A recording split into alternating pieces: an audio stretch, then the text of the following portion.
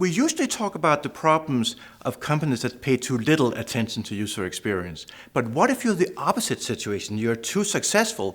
You have like a long line of people out the door to your office, all from projects that want UX help on their designs. Well, first of all, rejoice that you're successful. That's better than being a failure. But if you have too many requests on your time, I advise against meeting all of them, because then you're just going to spread yourself too thin and you are actually going to do a bad job, which of course is to nobody's interest. So what you have to do in the long run is to get more resources, more budget, hire more UX people. So that's going to be the long-term strategy.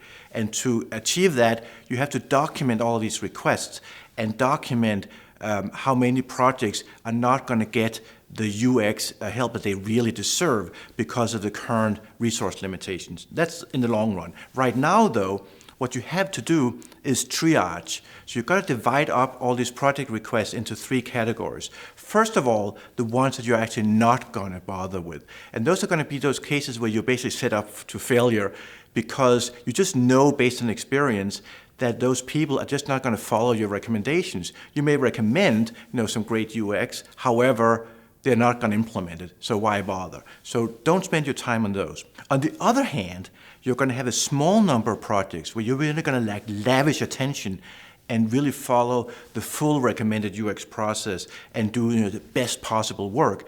And those should be either projects that are the most important to the business, high-value projects, or alternatively, projects that for some reason have the attention of upper management, of top management, because then they will really see the great work you do, and that's going to help you with that budget request later. And then in the middle, there's going to be a category of projects that you can do. You can give some help, but not the full range of help. And one way, by the way, that you can also help those projects that's only going to get a little bit of your time is by giving the other people in those projects some UX training such that they will be able to do some of that work for themselves, not as well as you maybe, but at least they can do some on their own because they're not going to have the full UX attention given the current budget limitations.